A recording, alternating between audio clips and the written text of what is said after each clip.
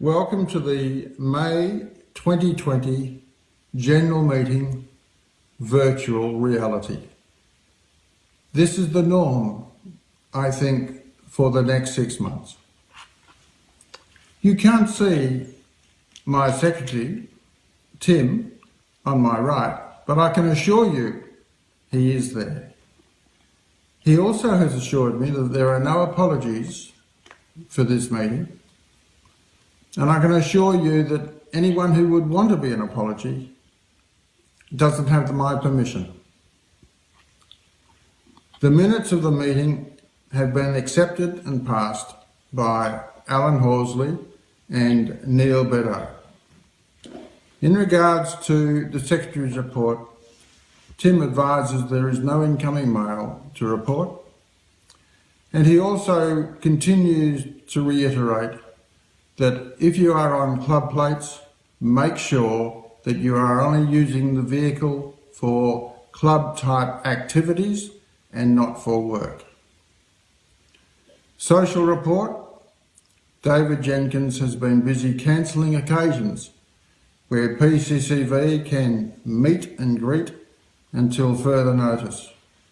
Competition report, Peter Kerr has cancelled METEC in June and advises that the French Car Day will be tentatively booked for later in the year and will be advised according to social distancing rules as they apply then. Speakers. Colin Harris has continued to line up speakers starting with this meeting.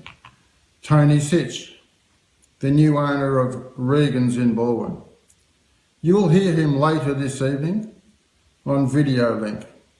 All other months are booked in and will be interviewed prior and streamed according to protocols, ably supported by our IT man, Daniel Martin. As far as Hawkins grounds are concerned, every week, as you are getting emails accordingly, there will be lots of Hawkins grounds. There is a new addition to how we do the talk mailings from now on. I've asked Peter Cusworth, who is in charge of emailing the talk magazine to those people who have nominated they want to get it in full colour, as opposed to those people who want to receive talk in printed form. I have now asked Peter to transmit the talk magazine every month to every person who has given us their email address. You may or may not like it, and if you don't like it, you can always delete it and still require and get by mail the talk magazine. But for those people who obviously love to get it in that way, there will be no change. As far as articles for the magazine, well, we've all been doing very well. And the testament to that is that we've received, or the Talk magazine has been printed to 30 pages last publication, and we are delighted to receive that. In regards to everything else, it's business as usual, except that we can't meet and greet. Thank you very much for your attendance, and I leave you in the capable hands of Tony Sitch of Regan's in Baldwin. Au revoir. Yes. Well, Tony, look, thanks very much for agreeing to this. We're trying to work out what the relationship is ongoing for Peugeot Car Club and also for Regan. And I have a number of questions here that are relevant.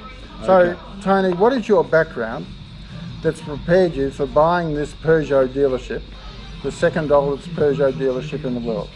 So my background, Lyle, is that I worked at, I started my career at Ford Motor Company, then I proceeded to work at Hertz Rent-A-Car, Hertz Leasing for a few years, and I moved into City Ford.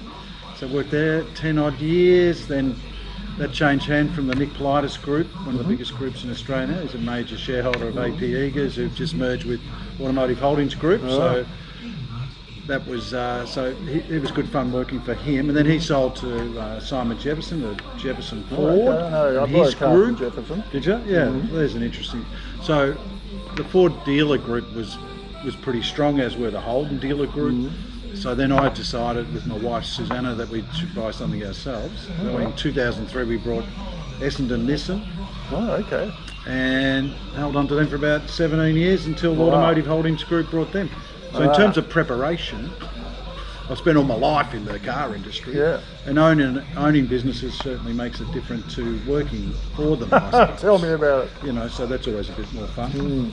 And so the preparation is, that's, you get to know the car industry Yep. and the structure of the segments and the divisions within it. So new cars to used cars, the parts to service, and then the key ingredients, the people.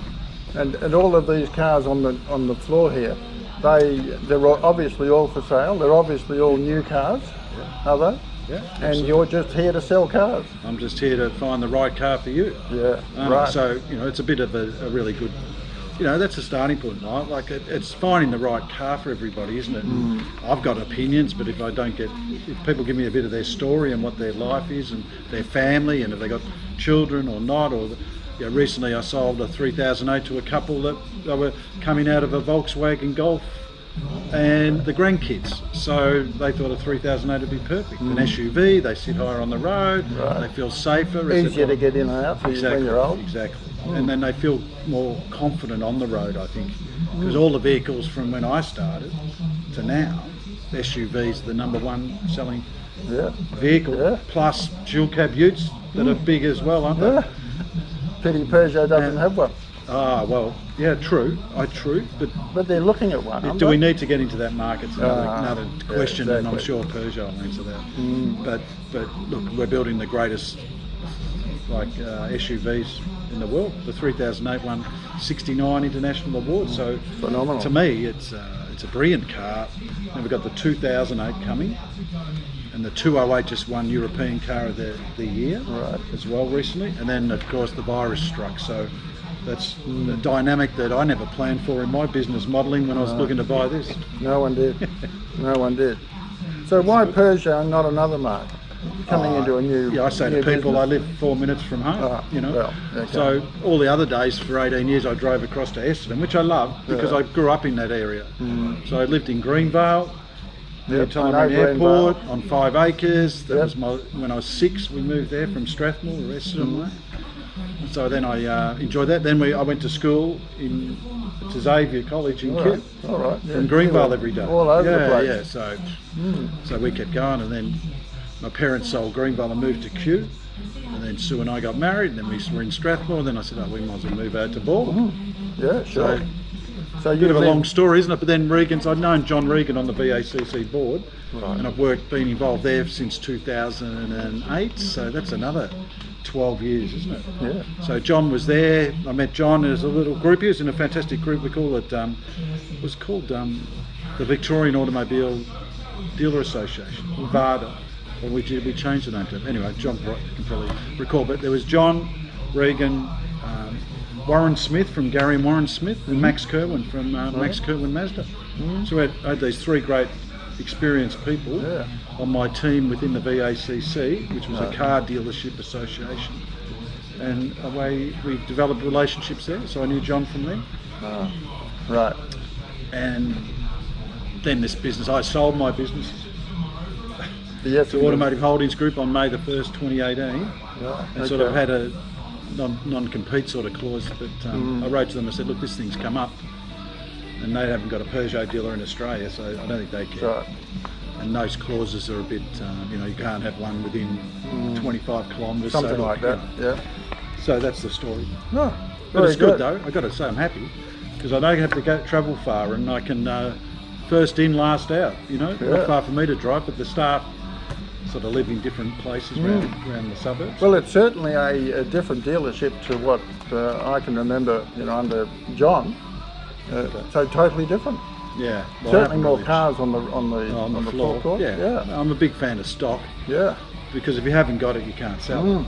But it doesn't mean we overload, right? So the plan was here. I could see Peugeot like originally, several years ago, they would have had like 8 Peugeot dealerships in Victoria, in Melbourne. So then it shrunk down, What is it now? and it's down to 3. 3. Plus Is that Gippsland. Peugeot and Sitch owned Citroen. together? Yeah, pretty Yeah. much. Then you got some Ballarat, Bendigo, I think Bendigo, I've got to think Baker Brothers in Albury, but most of those will have multi-franchise stores. Right. I mean, I'm just a one-off Peugeot dealer. My competitors would be City Peugeot, which is owned by Inchcape, which is the distributor now. Right. So you buy your cars through them? Yep. Yeah, so Inchcape buy from Peugeot globally, bring them in. They're the Australian distributor, and then us dealers hang off as little distributors of Inchcape's master franchise. Right. Okay. So they're buying better than you. Absolutely, and they're running their business to make a return. Yep. So they've done a deal with Peugeot, bring them in. They probably agree to bring so many cars a year because Peugeot see the importance of the Australian market. But it's a busy market. You know, there's a lot of competition. 60 plus brands. So I think factory or car manufacturers, it's a really good testing ground for them. Like, will this car work against all these other competitors? Yeah. And it's probably a cheap entry point into Australia. It's a million new car market. It's not like the US with 18 million new cars. Yeah. China with, I don't know, 40 million. Yeah. The rest of the world, Europe's busy, but there's a lot of choice in Australia. So you've really got to have your A game on to sell in this market. I imagine. Well, Peugeot Car Club has been associated with Regan since 1954. Yeah. In fact, it was on the forecourt here at Regan's that the club set up shop, so to speak. Oh, is that right? Okay. Yeah. Did you know this? No, I didn't. No? No. Oh. But I love the way there is a great old, what I'd call the DNA of Regan's within the Peugeot family. Yeah.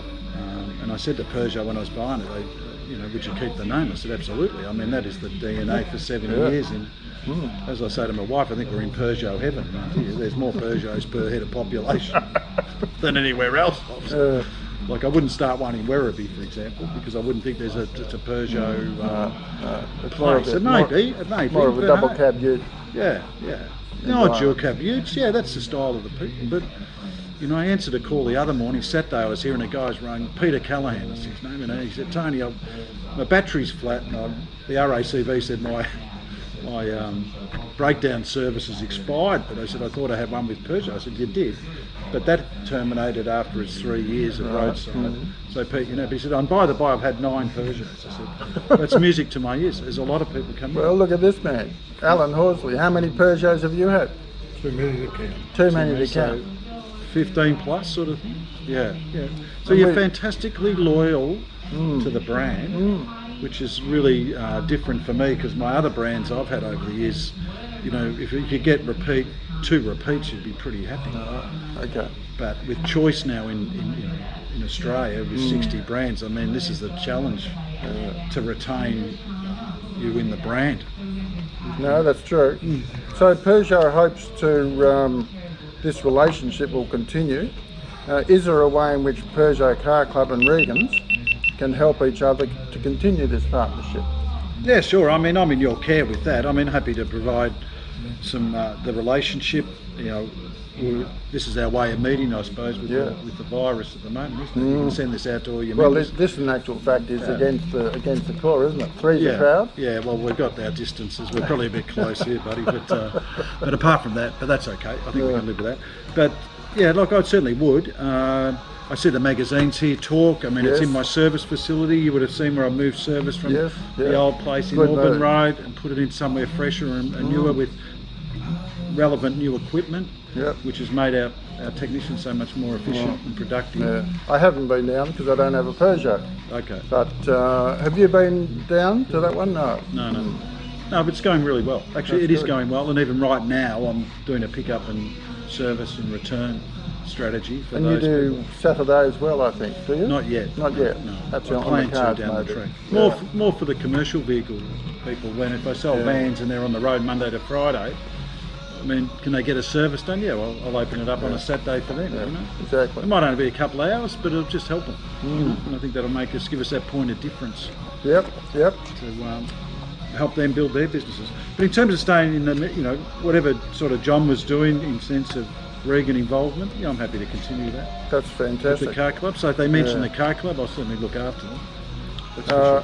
In your sales area, Peugeot like to display a monthly magazine, this one here, Yeah, of course. And can you see that continuing? the magazine. Yeah, I know having the magazine in your sales area. Oh, for sure. I mean, Yeah. people sometimes sit and read, and it's nice to show them there's a car club. Yep. I think we sold a car, and the lady, because she brought one, and she'd been going to the cinema for 20 years, and it said, my husband's had a couple of Peugeots, Tony, and I've always wanted one, but I wasn't able to get one. And then she saw the 3018 Ultimate Red behind us here, Right. and loved it and brought it on that Saturday afternoon. So, and then she said, oh, my husband hasn't got a Peugeot now, but would he be okay to join the club again? And I Oh. said, of course. Well, that's interesting. Under your auspices of Absolutely. because you're the owner. Well, now, we've got 450 members now. Yeah, that's true. So, and those members contribute as time allows, of course. Do you think you could add articles about what's happening Sure. with PCA and Regans from time to time? Yeah, of course. We'd give you all of those details. Yeah. Well, see, you know, before I was doing my research on Peugeot globally. Like they're a powerhouse group now. They are super successful. Right. 2019, I just went to a seminar, a national dealer meeting in Brisbane in mid-March when we could still fly to Brisbane, and I think they had another record year. So 2019, they made something like 3.4 billion euro. In 2018, they made 2.2 billion euro. Oh, So that's when these big car companies start that's making lots of money. 40%. Yeah, it's a big lift, isn't it? They sold 2.3 million Peugeots and nearly 1 million Citroën, which makes the ratio here, like we're probably 100 Peugeots to, I don't know, 10, no, it wouldn't even be 10. It might be 5 Citroëns in 100. Right. But the Citroën is a point of difference, Oh, but it's totally Peugeot different. running gear, but I used to have an ID19. okay. Loved it. Did you? Yeah. Yeah. Across the road from me in Tower Street, Mark, who's just recently traded his Amarok in and bought a... You know Mark? Yeah, Mark I know. Fairweather. Well, he's right across the road. Is that Mark Fairweather? I think it's Fairweather. Yeah, just I bought never one. know the... Trading in his Amarok. Yeah, that's it. That's it. Yeah. And went out in the C5. That's right. Yeah. The Citroën. He loves it. He loves it. Of course he loves it. Yeah, because it's a lovely drive. See, and I like those C5s in comparison to 3008 because of the rear seat. So the rear seats is 3 separate seats in the Citroën, and in the Peugeot it's a bench. So depending if people say to me, "Oh, I've got 3 kids and one's 6'6" and one's," Yeah. I say, you know what? I reckon you might find the ability of the Citroën, with its individual rear seating, to just give you that flexibility for you and your family. Yeah. Oh, okay. You know, it's little thought starters. Yeah. But by knowing the product, you can meet the customer's needs and what I perceive might be their needs down the track. Well, you've just answered that. This next question. As you know, this COVID-19 has upset the world, Yeah, absolutely. as we all knew it, and we are sure it will have many more disappointments and also positives in the years ahead. Do you see any positives with Peugeot and Citroën joining as one force from now on? Well, you've answered. I that think question to me they pretty are well. one force in Australia, right? Yeah. The Peugeot, they probably look at the Citroën. Are they making a return having so many? Citroën, I sat with Linda Jackson in late November because she flew to Australia for the centenary of Citroën. I know I'm probably not saying Citroën correctly, but Citroën. But she was great to sit with. So she's an English lady that'd been running doing a bit with Range Rover or something like that, or Land Rover, and they came into Citroën. So she's been there, but I think she might have been repositioned in that company. But she was fantastic to talk to, like running a big company like Citroën. But they can't understand why they're not going 2 to 1 ratio in Australia. See, they'd say we should sell 2 Peugeots, 1 Citroën. I could never agree with that. I always see Citroën as a brand that depreciates like crazy in the past, and I can understand why people would tend to go for Peugeot more than Citroën because of that reason, especially these days. So that's an interesting comment that Citroën expect. Well, as I just mentioned earlier, 2.3 million Peugeots and 1 million Citroëns sold globally. Yep. I mean, I can understand why Citroën think that's what we're doing. But they do have a lot more. I mean, I think they may be the luxury end of the market for Peugeot in a sense. I always regard Citroen as a beautiful suspension. Yeah. Okay, the Peugeot suspension is good, but the Citroen is pretty hard to beat with that, that pneumatic. Yeah, yeah. And that's been their core expertise. oh, from the I think. ID19. Yeah. They came out of the light 15, the Dos Chevaux, the light 15, and now they're done with this. Yeah. But I must admit, if they're selling 1 million new cars in Europe, they're going pretty good. So. Yeah. And that makes the whole company with its shared product in terms of engine transmissions and their core strategy with Peugeot. When you look at it, Carlos Tavares has been one of the superstars of the car industry. I think we've got my old mate Carlos gone, who was in jail in Japan, who's now out and gone back to Lebanon. Oh, right, yeah. But I feel like, in a sense, Right with maybe he'd been such a dynamic guy for building Nissan and Renault into such a global giant, and then adding Mitsubishi, that perhaps he lost his way slightly. And whereas Carlos had worked for him, Carlos Tavares, and then he's come out of Renault, I think, so Peugeot, Citroen put him on, PSA. They said, we'll give this guy a run, and he's been super for them. He took over Opel and Vauxhall of General Motors, never made bucks, $1 for GM in 20 years, and he's made money straight away. So they're quite, the Peugeot people, when you meet them internationally, they're very proud of what they're achieving. They know they're building great cars. They know they've got money to do things and get cars to market quicker. They like here in Australia, we decided to not go with the Citroen van anymore, so we'll just go Peugeot light commercial.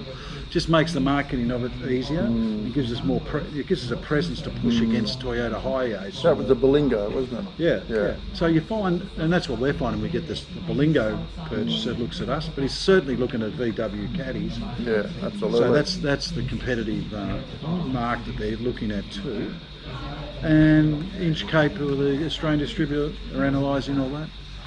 So to your members out there, if anyone need a van, good. You're the man. And I reckon that the long wheelbase van would make a great camper van. Oh, it would do. I saw the VW, there's a guy down in Geelong who builds 40, gets the new VW thing and makes it into a camper van. He does 40 a year, and he's a backpacker. He met his wife that way from Germany or something. So they're together building vans for people. And I think, wow, there's an opportunity for the Peugeot Express van or the Boxer van. It could become or some of your members might say, well, that might suit us because we can't fly internationally. No, not now. Then maybe the next year, so at least. I had a couple of ladies in on the late Saturday who said, we're thinking now we might buy a new 3008 and drive to places in Australia for and I thought, that's a concept I hadn't thought of, but now I'm relating it to all you guys. It has possibilities, doesn't it? It does have. We don't have figures or anecdotal evidence, but we do know there's been a close relationship with Peugeot members and sales of new and pre-owned Peugeots in the past. Sure. We would like this to continue and will appreciate any deals your dealership can offer. Will that be something you may consider going into the future? Yes. More so with PCCV members than the general public. Yeah. Can you see anything? Yeah, I did run a campaign just recently. Probably some of your members came in and bought a few cars because we did okay. We sold 8 on that day, and that was I had a VIP sale, so I emailed on the database. So I'm pretty sure you guys would have got someone would have got the offer to come in, and for that I sort of said I'll give you on top of what the campaign was for the cars in that month, the month of February.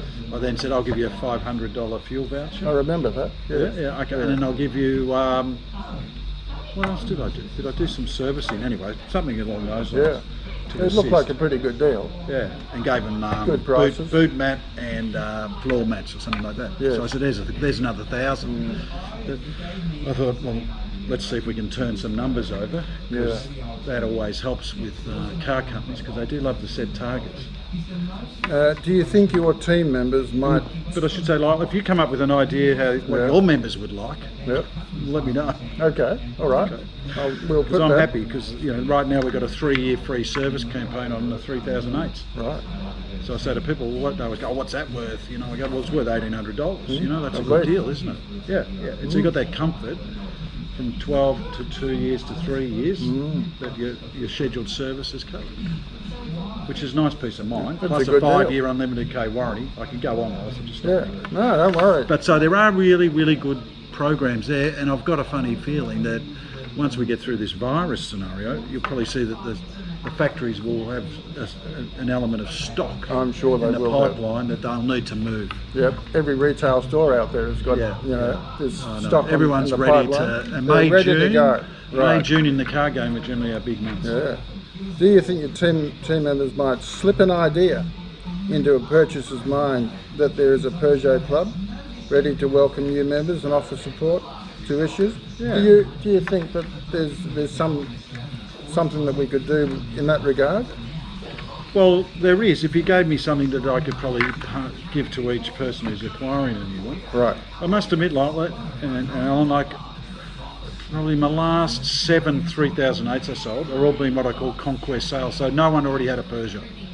Every one of really? them. Like just Saturday, another Mercedes-Benz. It's that little, the small. It's a hatch. A250 or No, it's probably a better, B200 or something a bit something better. like that. Yeah, but it's a Or nicer car, like a C200 60 or grand, something. 5-door hatch, Benz. Yeah. But she said I've had it since 2016. Now I want a 3008. So fantastic. So that's sort of 2 Benzes, a Volkswagen, a Toyota Camry, a Volvo XC60. So what I'm really excited with is that Peugeot's getting into all these other Absolutely. brands and conquesting against them.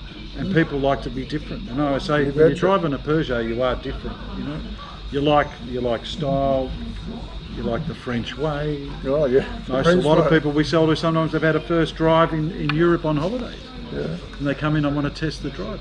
We get a few people that pull up and want to see if their luggage fits in one because they're going to drive it. That gets a bit annoying, I've got to say. But I don't mind. I said maybe that'll be my next sale. Well, that's the beautiful thing. my wife's a painter.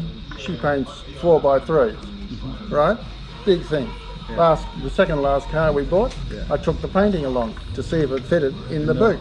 Sure enough, and I bought the car. It wasn't a Peugeot, but at least that shows you what you can do. Yeah, yeah. Do you see any avenues? Well, you've asked. And I mean, there's something to say to the Peugeot club people. Like, if they want a longer test drive, like I find, like you take the car for a night, take it all night. You know, I've often said, come back Saturday night after I was closed, pick the car up, have it all day Sunday, drop it in Monday. Yeah. And I find that strategy works because the longer they feel more comfortable, right? Well, you can't get it just going around the block. No. And you can see and get enough information online now. Really, they come in more informed than me because they almost know what they want. But it's just the physical presence of a car, and its styling, and then they sit in it and they feel this is comfy, and away we go. Yeah, So I think when I bought cars, I know that the salesman will say, "Oh, we'll go on the freeway," and barrel at it. And I said, "No, why don't we just go around the streets so we can see what it's like on the speed humps and the corners and all this sort of jazz?" Oh, okay. Oh, you know your way around, do you? Yeah. Well, not really. Where do I go from here? So that's another way of Look, doing I'm a it. particular fan of letting people. Look, I don't mind a test drive with people, but I often feel that they can go without me. I mean, I think they feel more comfortable and they can have a chat, and they see what they won't know is all the features of the car. No. But they can always come up and I can I'll show ask you the more, question. isn't it? Yeah. How are we doing? Good. Well, we're doing pretty well. Yeah. Okay.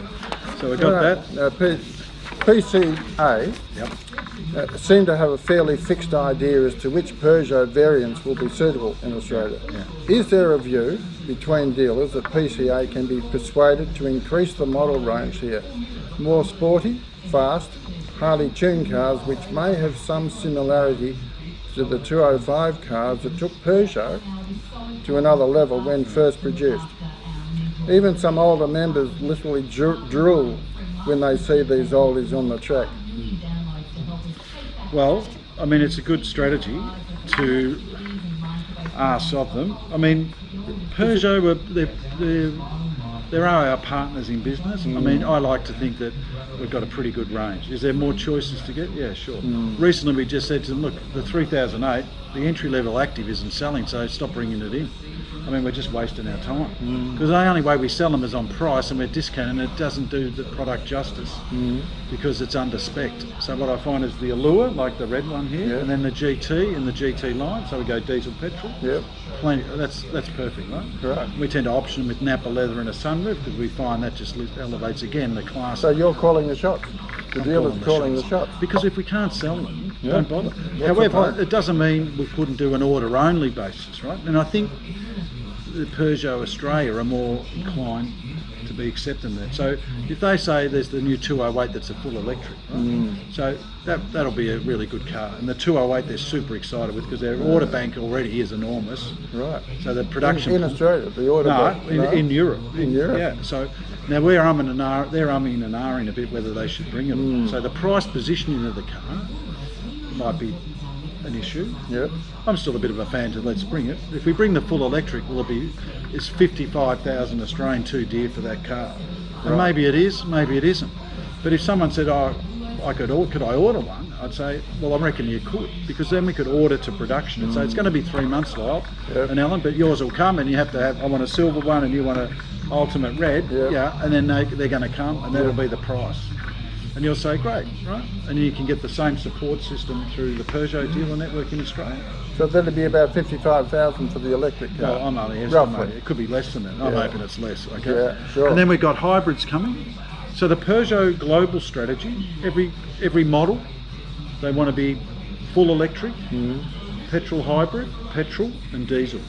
Now what my feeling is, I think diesel will sort of drift out away, a bit. and I think the hybrids, and I think you can look at a brand like Toyota where their RAV4 hybrid is 6 months delay to get, because it's just proving popular. And I think what's occurred is that people, I want to be seen to be doing the right thing with this electric emissions. Yeah. But don't get me wrong, our petrol engine emissions are way in advance of where they need to be in Europe. They're ahead of the game in terms of if it's a 2022 standard, they're already there. They've surpassed it, Peugeot. Right. And that's because when you're making money in these car companies, their R&D departments have really got the dough to build and experiment and get their engine technologies right. Sounds good. So this is Peugeot. So they're I reckon they're very dynamic. I don't know if I've answered all because there's a lot of models to choose from, right? Yeah, no. I think we'll bring a 3008 in all-wheel. There's no all-wheel drive. Sorry, off camera, but that's a 3008 I'm pointing at. But look, it's they'll bring one in as an all-wheel drive. And it could be a hybrid. Might have full electric for 40 k's. Then it might have electric motor on each wheel, so you'll be able to go super quick for your 40 k's. And then you go, you know what? I'm back on petrol. And the petrol engines, as we know, are very emission friendly. Yep. So they can get with the turbos, with the smaller size engine, like the 1.3s and 1.6s, performance, and turbos allow you the ability to get more kilowatts and more. Have you got a turbo on yours? You do, yeah. And I've got a turbo so on it just mine. allows them to go from an 8-speed autos, the new EAT transmissions, the AC transmission out of Japan, super, the world's best automatic transmission. And that's exciting too, because that lends itself to the emission standards coming down, as well as their stop-start technology. So pull up, not everyone loves that, I guess, but look, when they correlate it through the average travelling stationary times of a vehicle, that lends itself to emission reduction. Yeah. And that's why all these European cars are doing it. And Japanese cars. I'm skipping a few of these. Where we going, mate? How we doing? Spare parts for older cars are always going to be needed. Ah, yes. Do you have a view on the storing of for your servicing needs of such parts? Well, I got to say, it's not my core competence in having those, because I'm more about looking after my car park, which is probably up to 10 years of age. And I think from the change from Sime Derby, they were the original importers here for a long time, and now we've gone to Peugeot Inchcape, which is a Subaru. Right. They're more committed to having parts. They've just merged their 2-part storages, but I don't think they're looking at picking up the older stuff. But I think there's a market. I can sort of sense that we get the cars in, and there's already places out there that the guys in our service facility and parts operation, Ryan down there, they seem to know where they are. Yep. Because they're ringing us for things. They're always ringing us for things. Right. So it's there. I mean, I must have think the other good thing I've just learned in training was that all the old stuff, like we don't have the owner's manual now, so it's all go onto the website and there's your look at all the models there for all the years are there. Right. So you're not in your head, so you know. Yeah. So I reckon that's fantastic, isn't it? That all the old owners' manuals are now for everybody. Right. Okay, we got the director there. We got mate. the director All right, there. So we're getting the wind up, guys. Yeah. And That's 'cause I this talk is too the much. last. No, I'm really But look, impressed. if I can source a thing apart for you, I will. Yep. Okay. I mean, we'll do what everyone else does, probably jump on Google and those things. Right. What's the next Okay. The next one would be in talk. That one, normally near the last page. Yeah. Older and newer cars. Yeah, I've had a flick through there from time to time. I think I read there was a great story on an old car going through Africa, wasn't there? Yes, Yeah. that's right. And they're still going, aren't they? Normally, the 504 station wagon, especially The African is- edition, I think they and called it. yeah, they love them. Don't they? They're still going. Absolutely, Yeah, I right. reckon that's in a great fact, if you've got a 504 here, you can sell it to Egypt any day of the week. Is that right? Okay. Yep, right.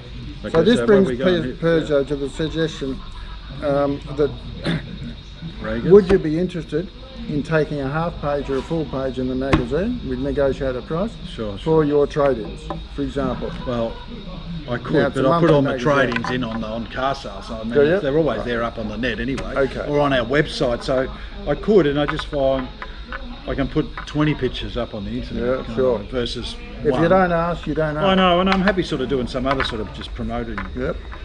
for that. Okay. That's okay. Well, in I summary, mean, even the latest new product coming, like, you know, I go online and see what's the new 2008 going to look like, and okay. But sorry, I'm jumping on. no, well, in summary, Tony, we hope that Peugeot PCCV can have a healthy relationship with Regan's into the future, so we can all participate in the aim of your dealership too, sell more cars. to everyone. Terrific. So thanks very you, much. Lyle. Oh yes, sorry, buddy. We can we actually do that? But anyway, cut that out if we're not allowed to do any. Not of that allowed stuff. to do that. So thanks, Lyle. Thanks. Okay. Lyle, I should say. Lyle, you got it right and, finally. Alan. Yeah, no, I kept at it. I got it Finally.